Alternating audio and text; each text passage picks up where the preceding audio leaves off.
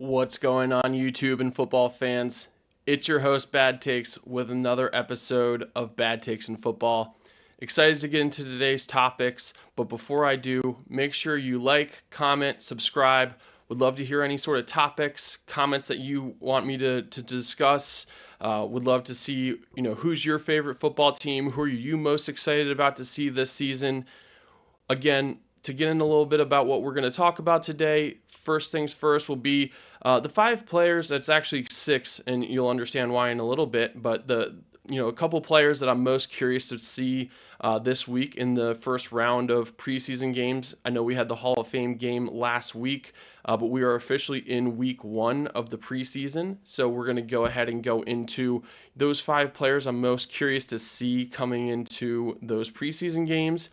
We're also going to talk a little bit about what's going on in Chicago, right? Caleb Williams, Ben Johnson, a new duo. How are they working together? Is that going to be a successful relationship, or do we see this team and organization having to go into a different direction somewhere in the future? And then lastly, we're going to talk about James Cook, who is, in a sense, I would say, silently holding in at camp, which has raised some eyebrows, especially for Bills fans. So we'll get into that. And again, like I said, make sure you like, subscribe, comment. Tell me if there's any other topics you'd like me to discuss today. Happy to get into that. And we'll go ahead and get started. So again, like I said, preseason, right? We are in week one of the preseason. And so with that being said, we're not really going to expect to see a lot of starters out there. Generally, the starters the last couple years in the preseason see little to no time whatsoever for most teams around the league.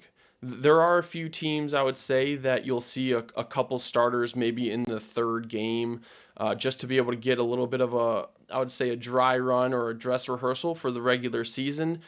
But really, the preseason has turned into a place where the teams are looking to focus on, who's going to be someone that's going to be able to contribute to this team that we didn't expect, but also and the people I'm most curious to learn a little bit more about and see in the preseason are rookies, right? A lot of times rookies get a chance to play in the preseason games because to them, this is their first time in the NFL. The teams want to make sure they're prepared for what that is like, the game speed, the physicality, everything that entails with that. So for me, again, I'll go through really the five, and it's actually six players I'm most curious to see in this preseason. So first player off the bat, Abdul Carter. So Abdul Carter is the edge rusher for the Giants. He was drafted third overall out of Penn State, and really why I'm most curious to see him, a couple reasons. One, the Giants are a team that I think could potentially make a bigger splash this year than people expect. And one of those reasons to me is because of Abdul Carter. Abdul Carter seems to me to be a disruptor. He seems to be someone that is high motor, very physical, uses both strength, speed, and quickness in order to get around his defender and get to the quarterback. I'm not sure if you've been paying attention to social media, to the media in general, but Abdul Carter has really produced highlight clip after highlight clip in training camp for the Giants. And the reason why I think this is important is, and the reason why I'm curious to see him in a preseason game is, it's really hard to tell how good someone is going to be just purely from training camp practice. And there's really a couple reasons for that. First, and probably the most important one being, they are not necessarily going full speed against each other every single day in training camp, right? So they're not wearing pads every single practice. They're not purposely trying to really hurt each other because this is the preseason. And so the preseason games themselves are super vital for these teams and for these players. Like I said, Abdul Carter went to Penn State, right? Big Ten player, faced off against a lot of really good talent from an offensive line perspective in the Big Ten. But it's still a different game when you get into the NFL. When you get into the NFL, every single player is a professional, right? In the Big Ten, you'll probably get one, two, potentially three NFL players total on each offensive line. And if you're lucky, one or two starters per offensive line that make it into the NFL from a college perspective. And Abdul Carter, to me, there's a couple reasons why I'm most curious about him. And I was taking a look. One of the first things I noticed when I saw Abdul Carter, and there's actually a trend with this, I think, with a lot of players. First off, he played 3 seasons at Penn State, right? So he is relatively young. Abdul Carter is 21 years old. He'll turn 22 in October, but he didn't necessarily have like an insane freshman or sophomore year, I'd say, right? He had 6.5 sacks his freshman year, and he had 4.5 sacks his sophomore year. Now there was a huge uptick his junior year, right, where he had 12, and including 24 tackles for a loss, which is absolutely insane. Again, like I said, disruptor is a word I would use to describe Abdul Carter. He is constantly getting into the backfield and wreaking havoc. I've seen a lot of highlight clips of him in training camp where he's had this amazing spin move to get around players and actually completely tossed the center of the Giants in what I would consider a stunt play where he came in and went through the center gap as opposed to coming off on the edge. But again, he didn't have insane production until his junior year. Sometimes it comes down to the simple things like playing time, right? They obviously had talent on that roster, very early on in at Penn State. They're constantly getting edge rushers that are drafted. I know Micah Parsons was never a teammate of his, but they've had players like Adisa Isaac and others that have been disruptors for them constantly at Penn State. And so again, preseason, this is where he's really going to be able to show his stuff and show his stuff against talent that is not his own team. That is a huge part of this, right? Is they've been practicing against themselves this entire time. There is so much pent up energy, anger, frustration, being tired, being in training camp, right? So the preseason games is a great opportunity for these players to be able to get that anger out and be able to produce and improve themselves. And so I know Abdul Carter is probably going to be right off the bat a starting edge rusher for the Giants. I don't think that he's someone that they're looking to say, hey, prove that you belong here. But at the same time, the preseason's really where you're going to be able to show that. And so again, for me, Abdul Carter is a vital person to this Giants team. If they want to get anywhere in the NFC East, Abdul Carter is going to be the key to that, right? They have Russell Wilson. They have, I would consider to be somewhat of a lackluster offense. I think Malik Neighbors is very talented for them, but they still have. I would say it hurt a lot when they lost Saquon Barkley. I don't think they realized how much that was actually going to hurt them, and so having a pass rush, having a guy on the other side of Artie Burns is going to be, or Brian, sorry, not Artie Burns, Brian Burns. Having an edge rusher on the other side of Brian Burns is going to be super vital for the success of the New York Giants defense. So he's the first player that I'm really interested and excited to see in the preseason game this upcoming week. Second, and this is why I said there's really six, even though I kind of have a list of five. I'm bucketing together Dillon Gabriel and Shedeur Sanders, the quarterbacks for the Cleveland Browns. Everything I'm hearing out of training camp from both players' perspectives is positive, first off, right? I'm hearing a lot of really good things about both. From Shedeur's perspective, I'm hearing he's the first one in the door, the last one to leave. He's been he's been a great teammate to players, interacting with everyone. He's even gotten involved in the community itself. And so I think Shedeur Sanders, someone that, and we'll get into this more, someone that kind of, I guess, came into the league on a bad note in a sense, is proving that he did deserve to get drafted.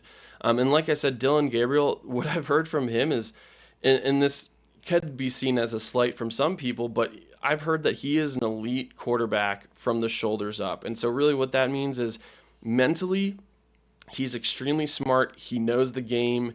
He understands how to manipulate defenses, read defenses, and find the open man and get his playmakers the ball.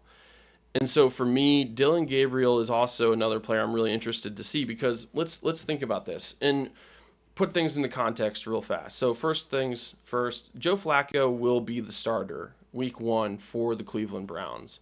Right? This isn't something where I'm saying Shedeur Sanders or Dillon Gabriel are competing for a starting spot, but they are competing for a spot on the roster. That's the crazy part. These two quarterbacks were drafted because they also have Kenny Pickett that they're competing with. Kenny Pickett was a former first rounder for the Pittsburgh Steelers. He's sort of turned into what I would consider to be a journeyman of sorts since then. But again, there's 4 quarterbacks that are in this room. Dillon Gabriel was drafted in the 3rd round, right? He was drafted in the 3rd round, 94th overall out of Oregon. He's 24 years old. Shedeur Sanders, he was drafted in the 5th round. And so with that being said, it's going to be really hard for both of these players to make this team. And so this preseason game is extremely vital from this perspective. You know, I was diving into, you know, sort of the stats on these players and trying to compare them. It's really hard to do, to compare both these players for a couple of reasons. One, both Dillon Gabriel and Shedeur Sanders, they never had to really face each other head to head, but also they moved around to a couple different teams, Dillon Gabriel especially. So Dillon Gabriel, he started his career at UCF, right? University of Central Florida, where he played 3 years. And I would say he had a really good start to his career there, and really only played 3 games his junior year for UCF before he transferred. But, you know, he had a pretty solid, you know, 3,600 yard, 3,500 yard freshman and sophomore year. He was throwing 29 touchdowns his freshman year, 32 his sophomore year, right? Those are big numbers. Those are numbers that got him to be recruited and picked up by Oklahoma, right? And then at Oklahoma, you know, I'd say he had a very solid 2 years there. At Oklahoma, he threw for 3,100 yards and then another 3,600, almost 3,700 yards his senior year with Oklahoma. You know, he had 25 touchdowns his junior year. He had 30 his senior year. Those are solid numbers. But again, he then transferred to Oregon, right? So he is a little bit older. He's a little bit of a journeyman. I think the biggest thing, and probably the biggest concern a lot of the NFL or organizations are probably concerned about when it comes to Dillon Gabriel, is the fact that he is smaller, right? He's 5'11", but he's strong. He's 205 pounds. You know, I'll even give him credit. He's a Hawaiian. I'll tell you, those are generally more stout, strong players. We've seen it very, very regularly. But Dillon Gabriel, he's got to prove himself, even though he's the 3rd round pick. Most 3rd rounders aren't worried about a roster spot, but because of the fact that the Cleveland Browns then turned around in the 2025 draft and drafted Shedeur Sanders, he's got to compete. Again, not just for a starting role, he's competing for a spot on this team. That is very uncommon for a quarterback, especially one drafted in the 3rd round. And again, from Shedeur Sanders' perspective, you know, first about Shedeur Sanders, he started out at Jackson State with his father, Deion Sanders, as the coach there. Both of them proved themselves enough to be able to, I would say, get what I would call a promotion, and they both got brought to the Pac-12, where they played for Colorado, or Deion coached, but Shedeur played. And at Colorado, you know, I would say Shedeur Sanders had a great career. You know, he had 3,200 yards what would be considered his sophomore year or junior year, sorry, and then he had 4,100 his senior year. You know, he had 27 touchdowns his junior year. He had 37 his senior year, and that's with 10 interceptions. He only had 3 interceptions his junior year, but that's production right there. And he obviously has, I hate to say, he has the pedigree of being an NFL player, right? His father not only played in the NFL, he played in the MLB. You know, you're not going to find those genes everywhere. But the reason why Shedeur Sanders was drafted in the 5th round, and the reason why he's in this position, and I don't think anyone expected him to be in this position 4 months ago, right? Prior to the draft, I think everyone was looking at him as a quarterback that was going to change a franchise potentially. And again, just like Dylan Gabriel, Shedeur Sanders is probably has even less of a chance, or has an even bigger uphill battle to fight when it comes to getting playing time, because he was drafted in the fifth round. That is not as big of a piece. That is not as big of an investment in a player as a third round pick, right? There's a big difference between those sorts of players. Generally third round picks, you're still expecting them to be a productive player on your team. You might not think they're going to be impactful right away, but they're going to make an impact on your team at some point in time. They're either going to be a starter year 2 or year 3, potentially year 4, but they're going to be impact players. Fifth round picks, generally you're looking at them as a hope. There's generally some characteristic, some trait, some capability that they have that you love about them, that you like about them. Maybe a scout felt in love with this person, and so they're getting a shot with a team that they generally might not have gotten a shot with. But that's the type of player that teams are drafting in the fifth round. It's not someone that's saying, like, hey, I expect this person to be a franchise quarterback for my team. That just doesn't exist. Those players are drafted in the first round.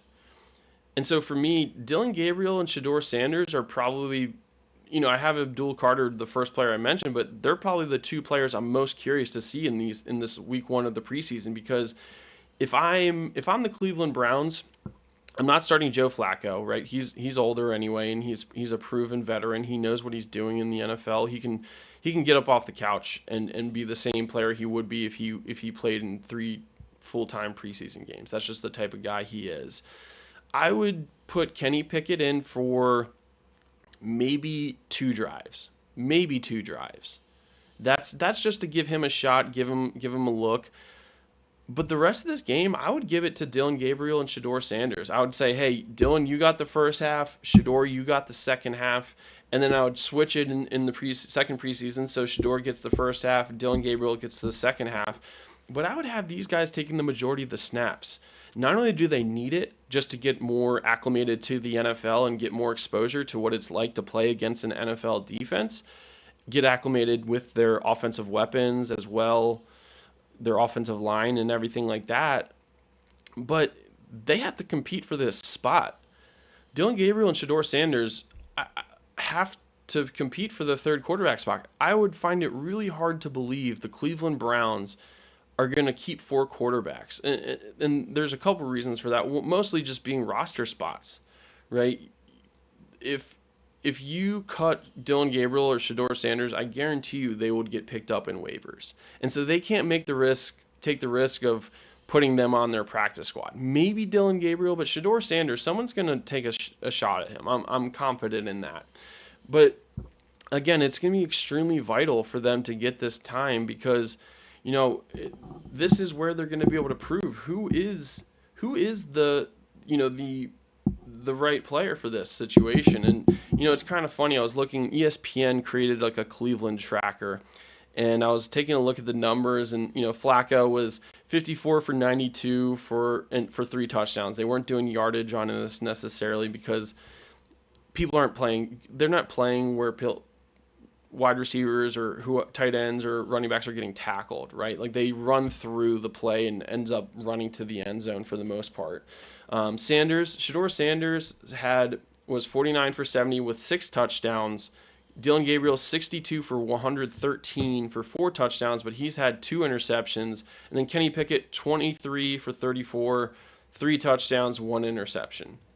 So there's a couple things you can take from this. First things is Dylan Gabriel is getting the most snaps out of all 4 of these quarterbacks. I find that interesting in the first place. He's at least had more attempts that they've tracked. Joe Flacco, 92. Shedeur Sanders, 70. Shedeur Sanders almost has half of the same snaps that Dylan Gabriel has in training camp. And the other interesting aspect of this is Kenny Pickett. Kenny Pickett only has 34 attempts that they've tracked so far on this QB tracker. Now, there's a couple things you can take from that. One, maybe they don't feel like they need to see Kenny Pickett as much, or maybe they're actually looking at Kenny Pickett as the guy that's the odd man out. We'll have to see about that. But again, Dylan Gabriel, Shedeur Sanders, 2 players I'm very curious to see how they do um, in the first preseason game. Next player I'm really curious to learn or to see in the preseason, and this is a little bit of a different look, I guess you could say, but Tet McMillan, wide receiver for the Carolina Panthers. Uh, Tet to me is an interesting player because again he came out of the Pac-12, which first I'd say is not really known for their defense, right? I haven't heard anyone ever talk about, oh man, going up against a Pac-12 defense, like that's tough, right? But still, in college, he had 213 catches for over 3,400 yards, and he also had 26 touchdowns, and that's in 37 games, right? That's in 37 games. That's production right there, and not to mention it was consistent too, right? His freshman year, he had 702 yards, not crazy, but that's still really solid for a freshman. 8 touchdowns. Any freshman would be so excited to have 8 touchdowns.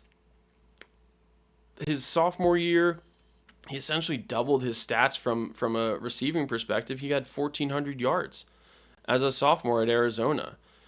Now, this is also coming from, and I'll say this, like right off the bat, could you name me the Arizona quarterback who was a quarterback at University of Arizona during this time? Truth be told, for me, I couldn't name it. So if you're getting 1,400 yards for Arizona with a quarterback that I couldn't name, that's impressive. His junior year, right? His last year at Arizona, 1,300 yards, 8 touchdowns. So he actually went down on from both a yardage and a touchdown perspective, but that's still insane production, right? That is really impressive, and that is why, besides, you can call Travis Hunter the first wide receiver taken off the board in the draft, but to me, I'll say Tet really is the first true wide receiver taken in this draft because let's be honest, Travis Hunter could potentially just be playing corner. We really don't know. I think he'll play both, but I also don't think he'll play the amount of snaps at wide receiver that Tet does for the Carolina Panthers.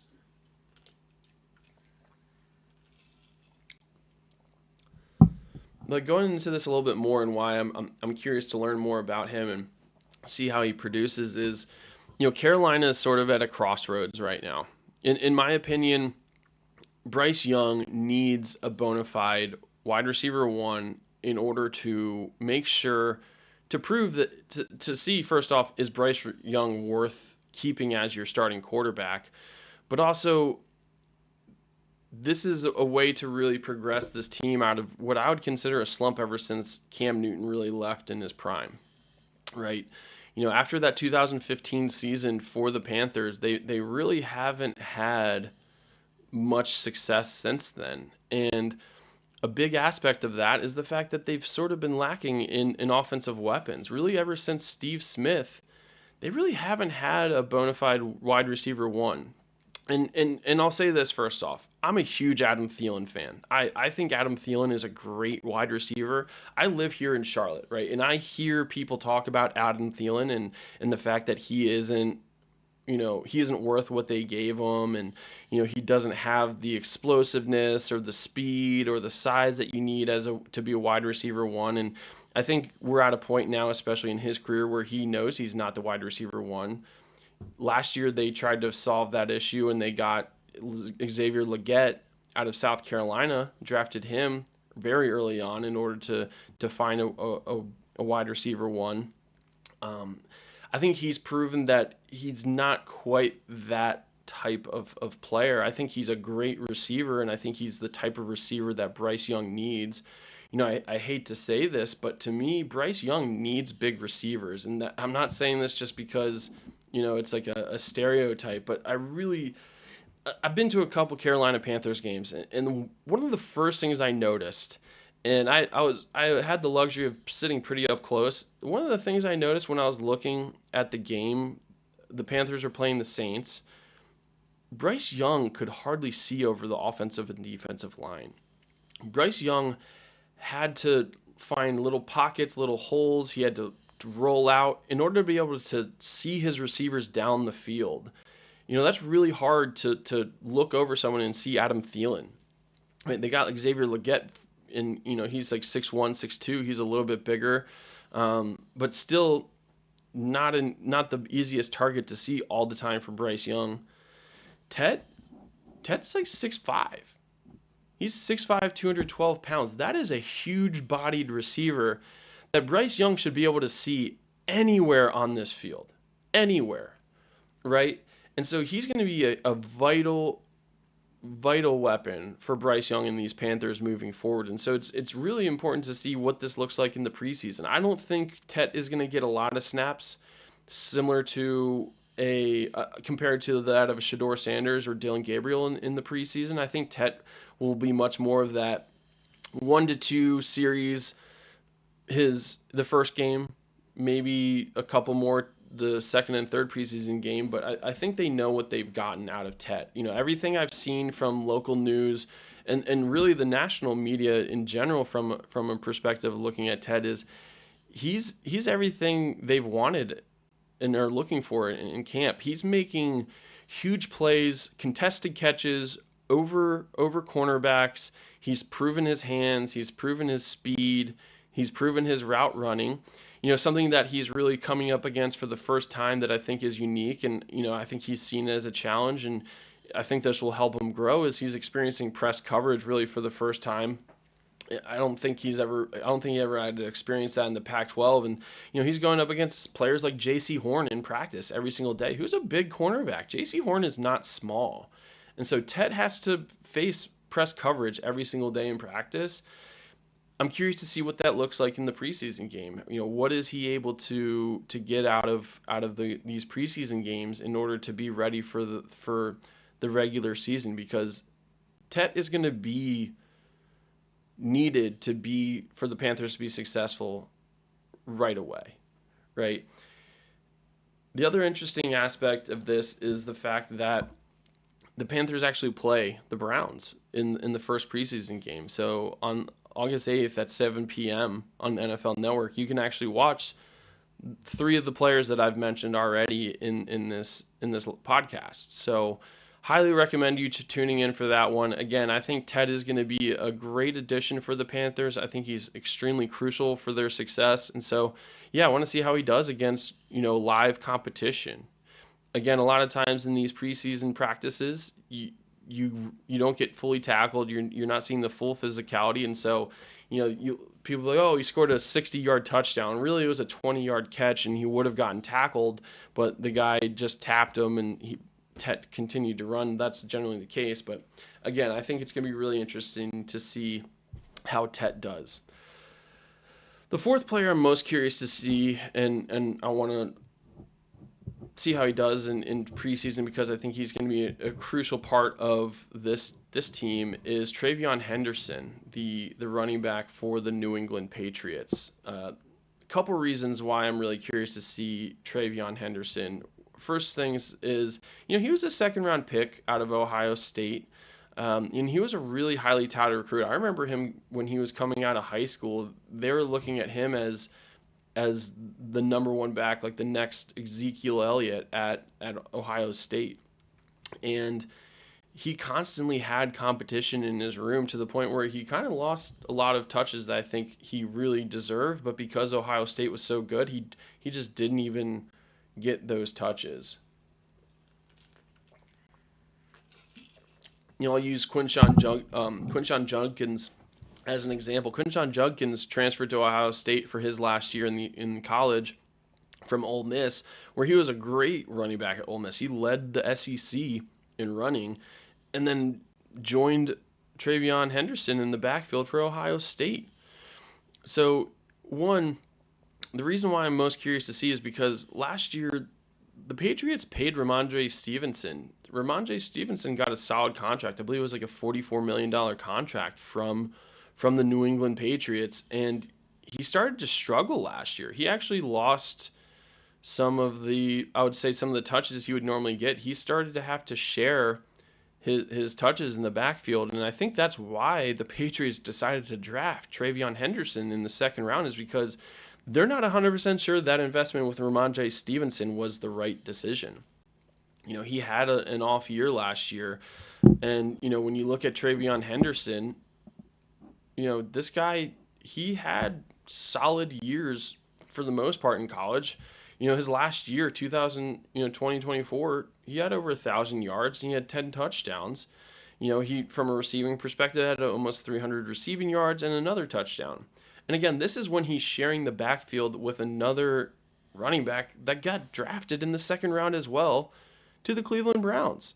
Now, Quinshon Judkins is dealing with his own off the field issues, but again, TreVeyon Henderson, he has the ability to prove himself to I think to potentially get majority of the actual carries in New England. I think he has a great shot of actually being the main rusher for the Patriots because if Ramondre Stevenson doesn't have a bounce back year, not only yardage wise, but also stop dropping the ball, right? He had a fumble issue last year. They're going to count on TreVeyon Henderson for majority of those carries. Not to mention the other reason why I'm also interested to see how he does is every single good quarterback needs a safety valve, right? Every single good quarterback needs a safety valve. Generally that safety valve is the tight end. Everyone says like a rookie quarterback's best friend is their tight end. In this perspective, I really think a good running back could be Drake May's best friend for the Patriots because Drake May coming into his second year, he didn't start at the beginning of his rookie year, right? They allowed him to sit behind Brissett for the Patriots. Brissett didn't necessarily produce the way that they were hoping, and so they brought in Drake May sort of, I would say, begrudgingly. I don't think they wanted to throw him into the fire right away. I think they wanted him to develop more. But again, they brought Drake May in, and I would say he showed flashes last year of being a good quarterback. I'd say he showed that he has the ability to be a starting quarterback and a franchise quarterback in the NFL. He didn't have the weapons though, and so getting a guy like TreVeyon Henderson to help balance that defense is going to be a huge help for him, right? They added Stefon Diggs from a receiver perspective, but TreVeyon Henderson running the ball for the Patriots can be just as helpful as a good receiver. And so for me, TreVeyon Henderson's an extremely important person to see going into the preseason. So again, really curious to see how TreVeyon Henderson does. My last player that I'm curious to see, maybe you can consider me a homer for this, but the last player I'm really curious to see in the preseason, the first week of preseason especially, is Mike Green, the edge rusher for the Baltimore Ravens.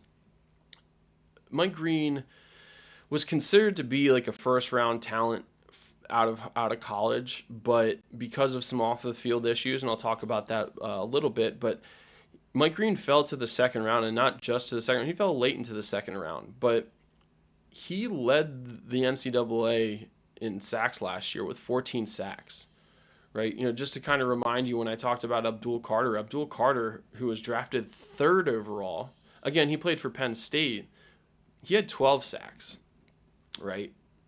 Mike Green, again, going back to Mike Green had 17 sacks.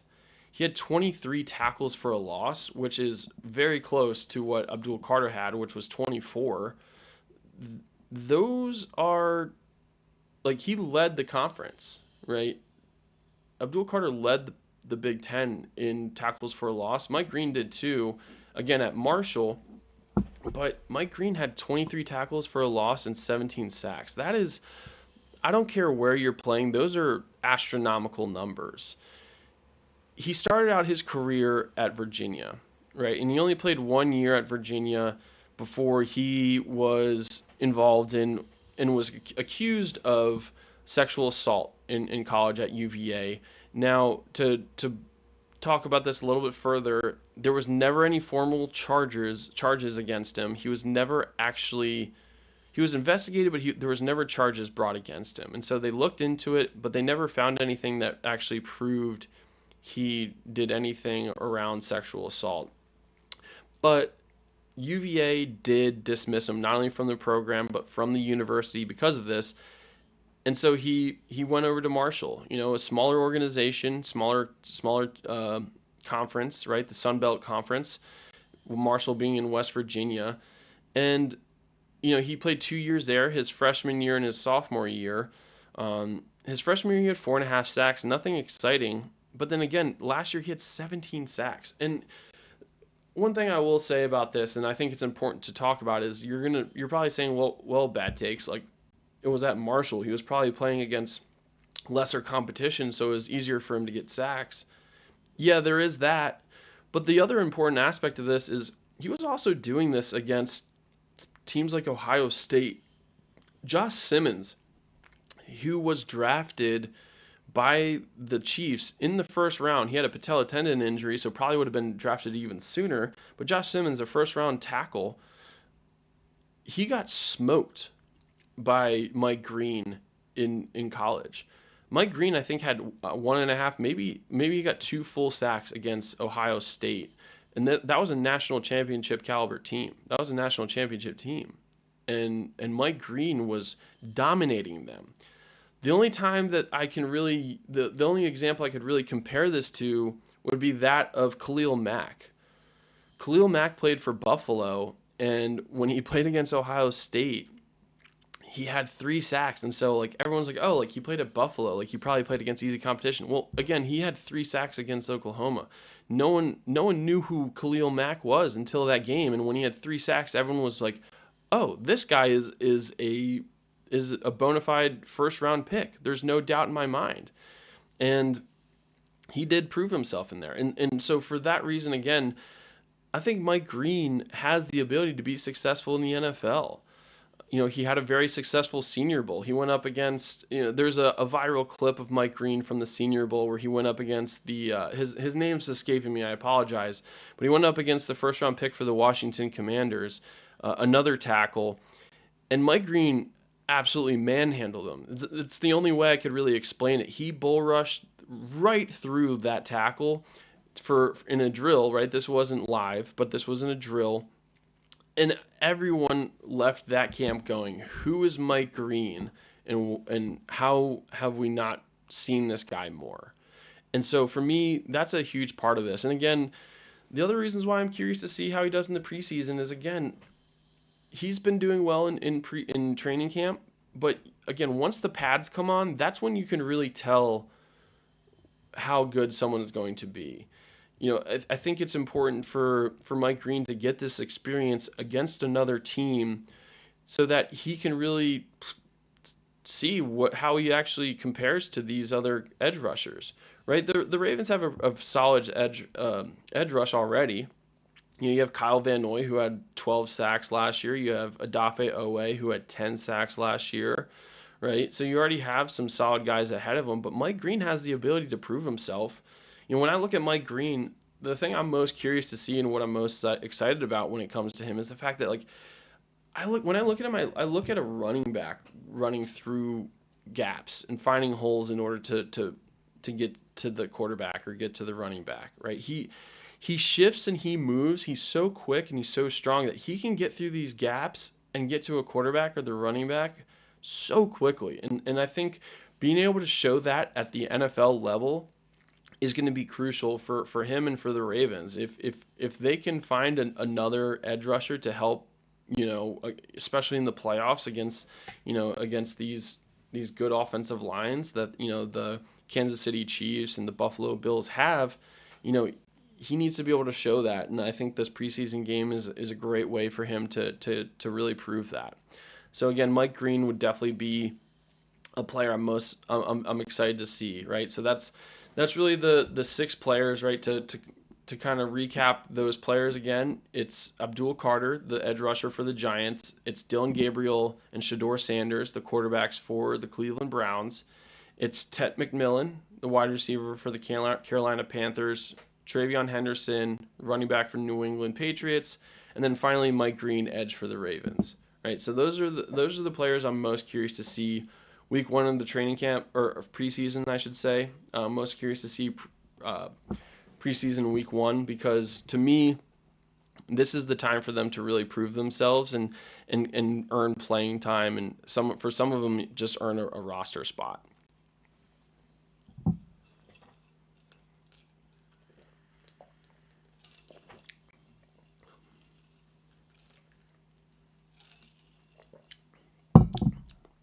next topic I want to talk about, and I think this is an interesting one. Um, I'm gonna I'll hold my take on this for a second, but I want to talk about what's going on in Chicago for a couple different reasons, and I think it's important to look at this from a few different angles.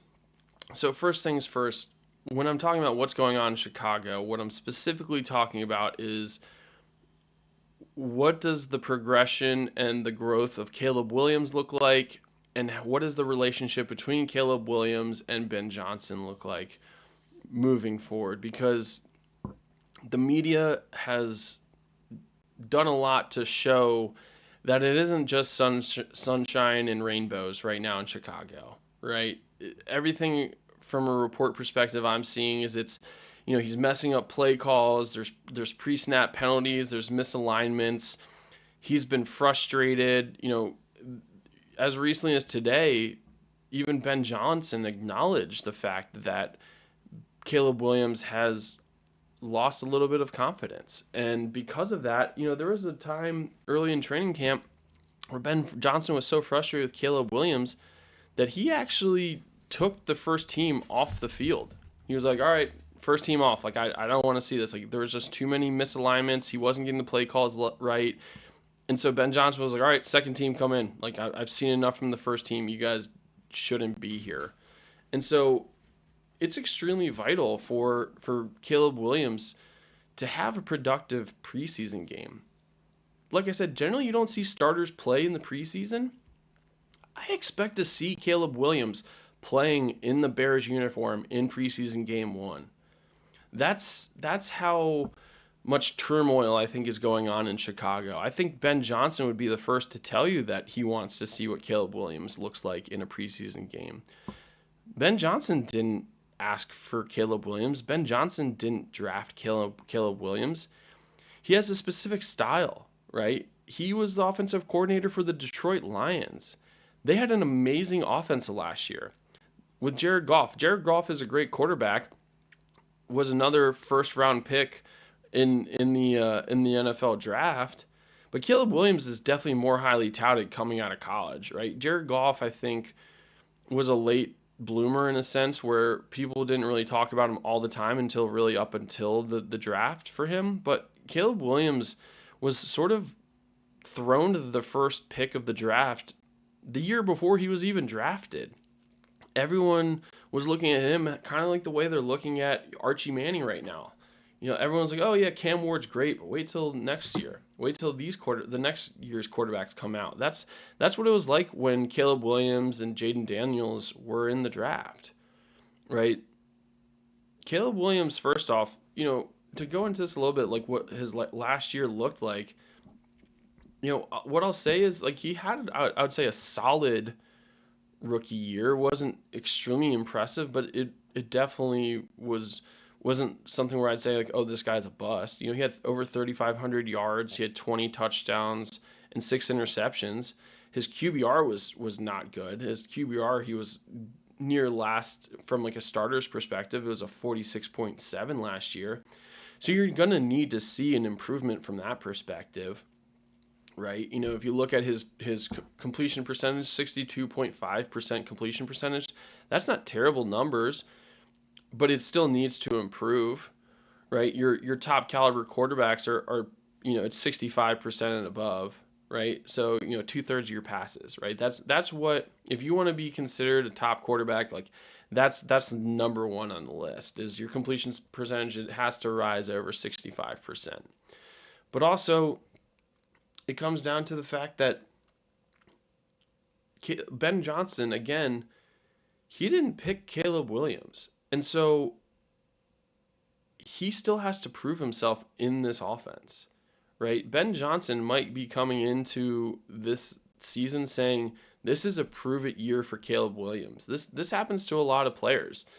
It was interesting. I was listening to, and not to go off too far off on a tangent, but I was listening to Colin Cowherd yesterday, and Colin was talking about the situation with Terry McLaurin, and it's an aspect that I didn't necessarily think about, but I think it's important to really talk about, and that's why I'm bringing up the Ben Johnson, Caleb Williams situation is, you know, Terry McLaurin wasn't chosen by the new regime in Washington, right? Their GM, their owner, their coach, none of them paid or picked, like, chose Terry McLaurin as their number one receiver. Now, he is a great receiver, but it wasn't like they were like, hey, you're our guy. And they're proving that with these contract negotiations. They're saying, like, hey, like, we're okay from walking from you.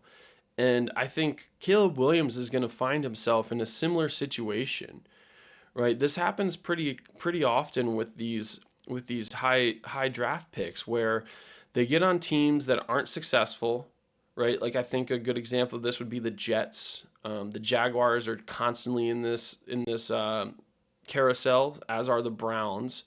Um, but Caleb Williams wasn't drafted by this new regime in Chicago. Now the GM, yes.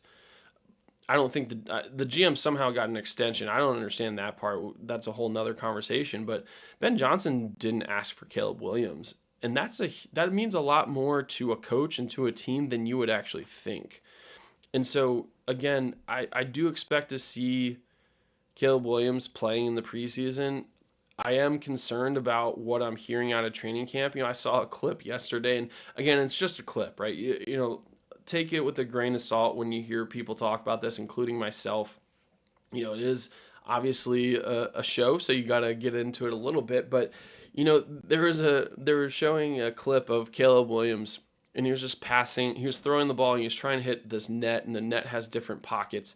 Well, he threw 5 balls, and he didn't hit a single one, and he was just frustrated afterwards, right? Like, he just looked pissed off. He looked like a child that was mad that, like, his parents took away his favorite toy, right? That's the best way to describe what Caleb Williams looked like after this drill. He was just mad because he didn't hit the target like 5 times in a row. And so, again, it's going to be really interesting to see how this relationship develops, because if Caleb Williams doesn't step up to the plate, I see Caleb Williams being someone that's going to be out the door sooner rather than later. Ben Johnson coached under a tough, hard-nosed coach, right? Like, Dan Campbell is a hard-nosed coach. He expects effort, he expects toughness and grit, right? Those are the three things that Dan Campbell cares about, and I guarantee you some of that rubbed off on Ben Johnson. Ben Johnson, when he talks to the media, when he talks about players, he's not holding any punches. He's being direct, and I think a little bit Dan Campbell rubbed off on him, and so again, that is why I think it's really interesting to see what's going on in Chicago. Again, it is just the preseason. Every single day there is, it's the end of the world, or you're going to the Super Bowl. I understand that. But the Chicago Bears story seems to be consistent. It doesn't seem to be like, oh, week one of training camp or day one of training camp, there was this issue, but that got solved and that's not a thing anymore. It seems to be ongoing. It seems to be like every day there's an up, and every single day there seems to be a down. And it's extremely polarizing on both sides, right? It's either Caleb Williams connected with Rome Odunze on an amazing pass, or it's Caleb Williams threw 3 interceptions and left the practice field like pissed off. Like, that's really what the reporting has been around, and the stories have been around Caleb Williams and the Bears. And so I wanted to touch on that because I think it's important to focus on that situation. When you're a first round pick and you're a first pick in the draft, you have expectations that come with that, and everything I'm hearing coming out of this training camp so far, he is not meeting those expectations.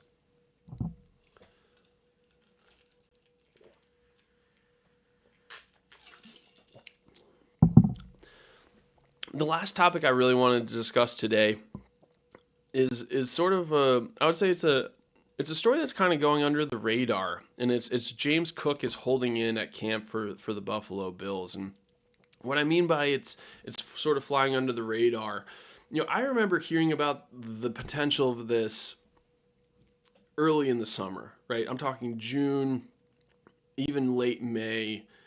there were reports and talks that James Cook was not happy about the fact that he had not gotten a contract extension with the Buffalo Bills. And to me, I understand his side. First off, like I'll say that, last year he had 1,000 yards and 16 touchdowns. That's also and on top of that 250 receiving yards and 2 touchdowns. So he scored 18 touchdowns just in the regular season alone last year. That's 1 touchdown a game. That I don't care who you are, what team you're on. If you are scoring a touchdown every single game, you deserve to get paid. That is extremely vital. This is an offensive league now. This is generally more of a passing league now, I'd say. And maybe that's why James Cook is kind of is holding in. The Bills are probably going to try to invest more in the receiving core. But James Cook was essentially all right. I'll say this fast. Besides Josh Allen, James Cook was the Buffalo Bills offense. Right? Josh Allen, obviously MVP quarterback. He had an extremely successful year last year for the Buffalo Bills, but I don't think Josh Allen would have been able to do what he did without James Cook having this season that he had. Right? Josh Allen, just to get into this a little bit further, he had 3,700 yards passing, 28 touchdowns, 6 interceptions. First off, not even like that amazing of numbers. It's impressive given what his offensive weapons were, but he still wasn't the most impressive. Like, that's not the most impressive numbers that I've seen. From a rushing perspective, you know, I would say Josh Allen has he has a better career. He's probably more impressive from like a rushing perspective when it comes to quarterbacks. If you look at last year alone, he had 531 yards and 12 touchdowns. So James Cook had more rushing touchdowns, but still not by many. That's so crazy to think about.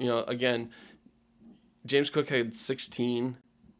Josh Allen had 12 rushing touchdowns. Maybe that's why they're not paying him right now. I'm not 100% sure, but James Cook holding in is a big deal for the Bills.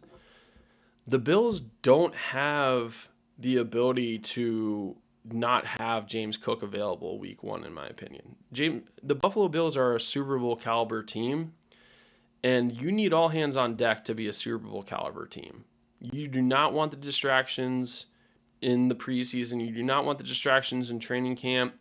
You don't want Josh Allen staying up at night wondering if he's going to have James Cook to hand the ball off in the backfield, week 1. They play the Baltimore Ravens week 1. That's a rematch of the playoff game where the Bills did win. Very close. It came down to the end, but they need James Cook to be able to be the guy from them in that perspective, right?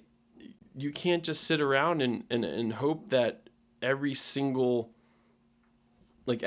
game Josh Allen is going to be able to save the day, right? And so I think it's important to mention that. And so yeah, I'm curious to see what happens here. If I'm the Bills, I'm paying James Cook. First off, he's young, right? It's not like he's an old running back. He's 25 years old. There's still plenty of time. The top running back that I can really think about that fell off at I would say a younger age is Todd Gurley, but he was like 28 when that happened. James Cook is 25, and he'll turn 26 in September, but still that's a young running back. He still has plenty of legs left in him, and so for me, I think it's going to be curious to see what happens. I think the Bills are probably either one holding out to do this until next season for whatever reason, or maybe they just don't think they need to, which to me I don't understand. Maybe they think they could just plug and play any running back there and they'd still have the same amount of success that James Cook has, but to me James Cook is a great running back. I think anyone would be able to anyone would be excited to have James Cook, as their starting running back in the team. So him silently holding out, I think that's another aspect of this, and another reason why I think for me, like I'm a big fan of James Cook, is he's not making it about him. He's silently doing this. He's not like Micah Parsons who sends a tweet and then, has, and I know he didn't ask for this, but like has all his players have their profile pictures be Micah Parsons, and even Terry McLaurin has gone out and said things publicly about this situation. But yeah, James Cook is being quiet about this. He's being quiet about his business, and he's saying to the Bills, hey, if you don't play me, you're going to regret that. Or if you don't pay me, sorry, not play me. If you don't pay me, you're going to regret it. And you know, the other interesting aspect of this is the fact that he's holding it in now. So like he reported to training camp and he was a part of training camp practices really up until yesterday. So Sunday was the first day James Cook didn't participate in practice. And he didn't participate again today in practice. And so part of me is wondering why now as well. Like, did something happen with those negotiations? Did they do something to prove to him that they don't see the value in him? Because I do think it's curious to wonder why he is now doing this. Because again, he did report and he was practicing up until yesterday. So I'm curious to see what happens here. I think it's going to be a situation where hopefully the Bills pay him soon. I think he's a vital part of this offense. They don't have the most amount of weapons, I would say, on the Bills. You have Dalton Kincaid, who's a great tight end. You have Keon Coleman, who's a solid receiver. I wouldn't say he's a marquee receiver by any means, but I think he's a playmaker for them. So to me, James Cook is their playmaker. Besides Josh Allen, it's James Cook, and you need to have James Cook practicing and not be a distraction for this team. So that really covers everything that I wanted to get into today. Again, let me know if there's any other topics that you want me to cover on my live show Wednesday. I'm going to be doing these live shows Monday and Wednesday at 1 p.m. Eastern. Again, tune in for those. Happy to discuss any topics you want me to. That's it for me today, though. Thanks again for tuning in to another show of Bad Takes in Football. I'm your host, Bad Takes. I hope you have a great rest of your day. Let's enjoy football this week.